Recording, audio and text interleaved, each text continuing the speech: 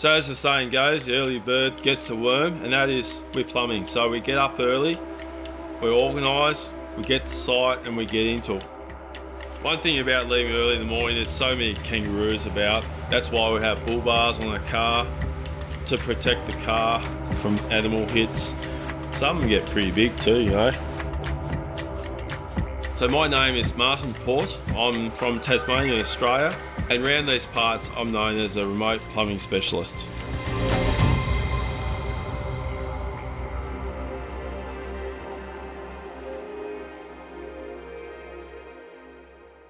Our new partner, International Code Council, reached out and told us that the plumber labor shortage was not just an American issue, that it was a global issue. And they suggested that we travel to Australia and meet Martin Porte. He's the Crocodile Dundee of the plumbing industry. So we're loading up and we're heading all the way to the other side of the world to meet Martin. I'm Craig Morgan, and this is American Plumber Stories. Some days I'm working before the sun kisses the sky. I watch the world wake up from the seat of my truck. I'm out here earning my piece of the pie. A good honest buck, no it ain't love.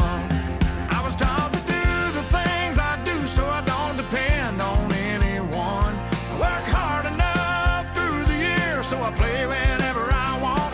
I have more than I deserve, including a wife who says I'm hot. Yeah, it's better than a good life that I got.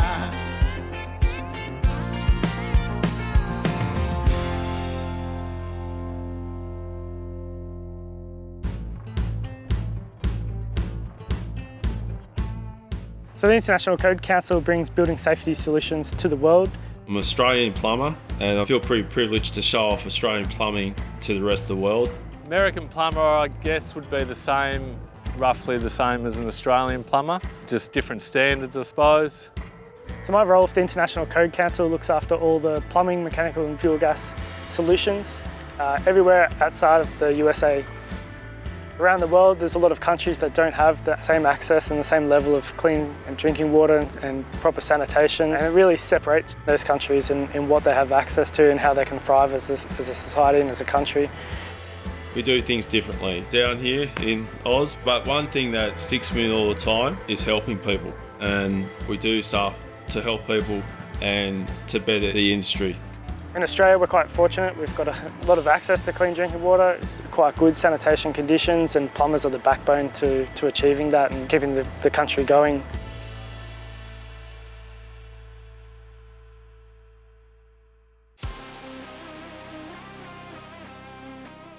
About 8 years ago, I started up an Instagram account called Tassie Plumber Gas Fitter. Part of my page is to showcase these places we go and the lifestyle of being a remote plumbing specialist. The one aspect that comes to remote plumbing is the travel. Sometimes I drive hours to get to site, a hike in, or catch a helicopter or a plane to site. I do worry about helicopters crashing. So being a remote plumber has its perks, but there's also the hidden dangers. Whatever you do in life, you have to have a passion. Well, Martin's passion is definitely plumbing.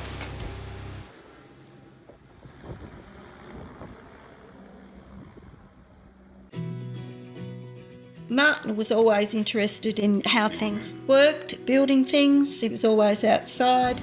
Even when he read, he only read factual books about how to do things. So growing up, I was quite hands-on. I liked to be outside, do adventurous sort of stuff. We didn't have phones back then, so you sort of had to make your own fun. We would always pack up the car on Friday and would be at the shack that evening and tear up the lakes. He used to build dams and run water into it. We didn't really sit around and watch TV, and when you experience that, it really shapes your adult life. I remember this day. We were up at our shack at London Lakes and Martin went fly fishing with his father. And this, I think, was the biggest trout that Martin ever caught on the fly, and he was very proud of it. Yes, good times were had up in the highlands of Tasmania.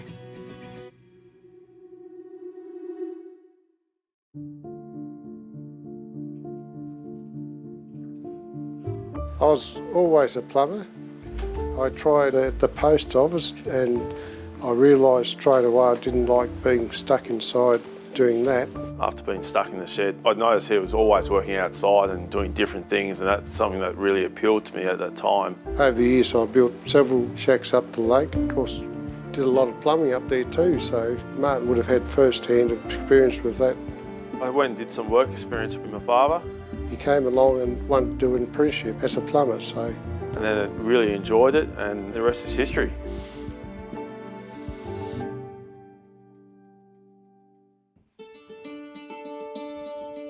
So today we're going to Cape Barren Island. It is a remote island off the shore of the northeast of Tasmania. It's an Aboriginal community, approximately 80 people. If anything needs to be fixed or installed, they have to send people over from mainland Tasmania. To get there, we travel a couple of hours by car, and then we fly over by a small plane. I have to get all the gear ready. Some of the big stuff we actually get shipped over in the ferry because we can't take in the plane. It's very important that we don't forget anything because you can't just go down the road and get something, so just got to be very thorough. When we first got to know the pilots quite well, Ben was a little bit stressed about the amount of gear that we take in the plane. But it's getting better. Depending on how far the trip is and how much fuel we need, we can stack roughly 600 kilos of passengers and cargo. What's the translation? How many pounds is that? Do you know roughly? 1,300 pounds roughly. Yeah. So you can carry about 1,300 pounds of freight. And unlike the airlines, we don't fly quite as high, so it's a requirement for us to wear the life vest. Flying doesn't make me nervous. I love it. It's good fun. The little planes are better than the big ones. When he always takes us on like a different trip around the island, and you see some amazing parts of the island. It's just beautiful.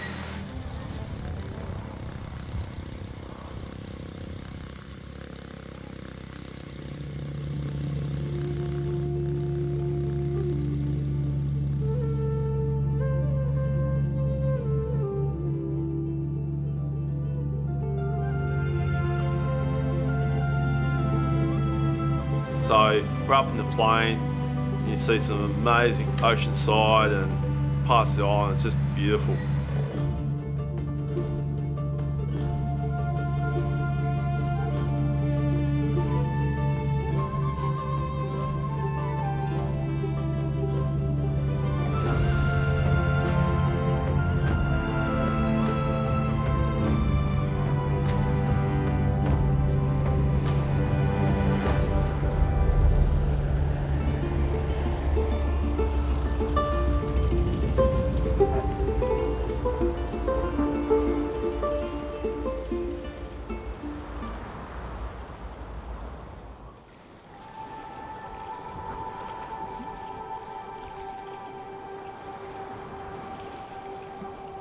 So the island is basically off-grid. They create their own power, they collect rainwater from the tanks.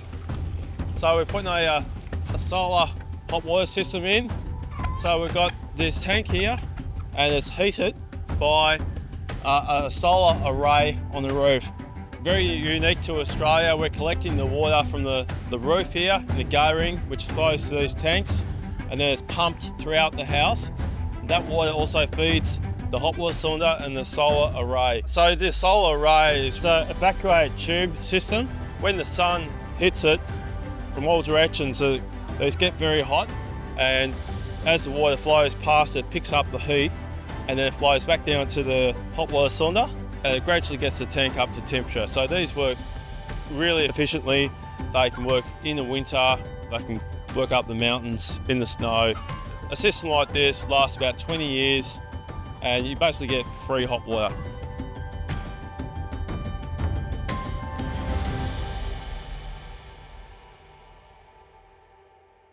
For some of us, adventure runs in the blood. Definitely the case for Martin. With Tasmania's unique geography, traveling to remote places for plumbing can be adventurous and rewarding. So I got a bit of a taste of remote work early on in my career, and it was something that I really enjoyed. There was always calls for people to go out to these communities to do work. It was hard to get plumbers to these places, and it appealed to me and I went for it. All his work is off-grid. It's in real remote areas. There's no access to drinking water from the town main. There's no energy. It's all on-site generation. I'm pleased that he's got into this remote plumbing, get him out and about. He doesn't come and visit us much though, he's always away. As a plumber, I'm constantly busy. There's an endless supply of work. I'm able to go out to places and sort the customers' issues. You know, you could be a regular plumber and do just stuff in the city, or you can do plumbing remotely or out of the country and do it in these amazing locations.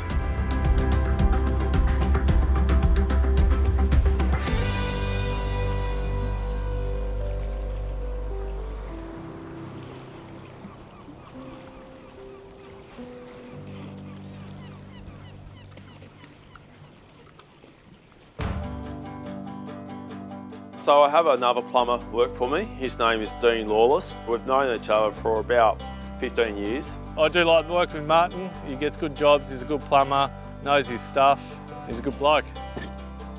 We both admire each other. He's a really good plumber. We have the same perception on plumbing, like we both try and do really good work. So I enjoy this kind of work more than city work. You just get out and about and see different locations. So I don't know many plumbers that like doing remote work. You've got to really know what you're doing and make stuff happen with limited materials. You can't just go down to the store to get something if you forget something. So he's a great person to have on site when we go to these remote locations.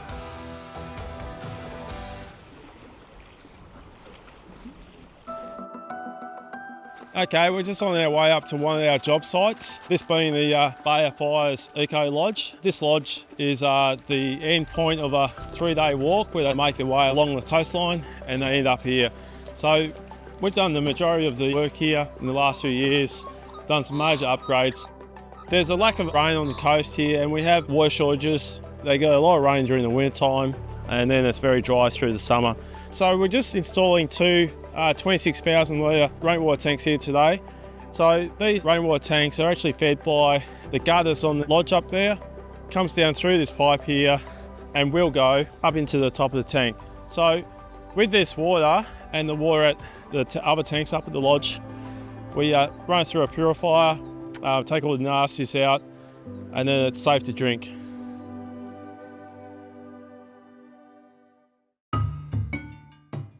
So it's a normal thing in Tasmania if you live off-grid or away from a town to have a rainwater tank and a septic system.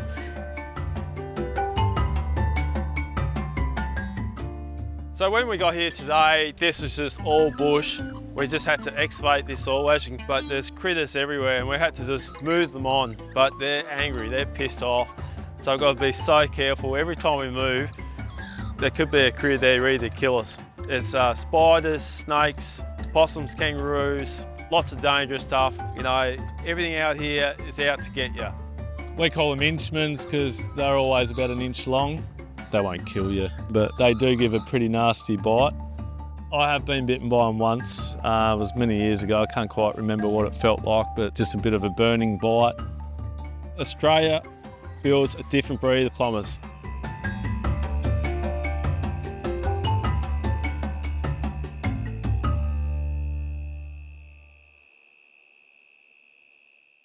Okay, so we're going down this bush track to hopefully find some overlay. I've been given some sketchy directions. If you take the wrong turn out here, you can end up in a bad situation. You could run out of fuel. If you get bitten by a snake, you could end up like stuck down somewhere. You know, there's lots of things that could kill you out here, so you just got to be really careful. So these abalone, they're like a big mussel, overgrown mussel. We all got the dive equipment, the snorkeling gear, and we're going to try and stalk down and fight them. You have to get a knife and crack them off the rocks. Once you crack them off the rocks, you prise them out of the shell, and you eat them from there. We're going to walk down to the beach and hopefully find a few.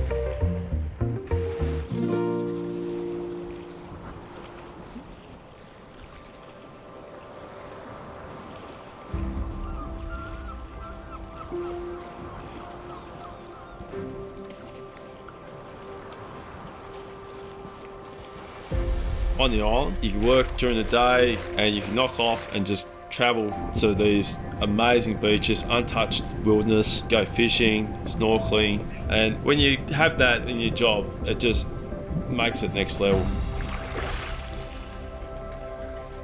They're really good to eat, so that's why we catch them. You've got to really sneak up on them. If they sort of feel you coming, they stick on really tight and just can't get them off.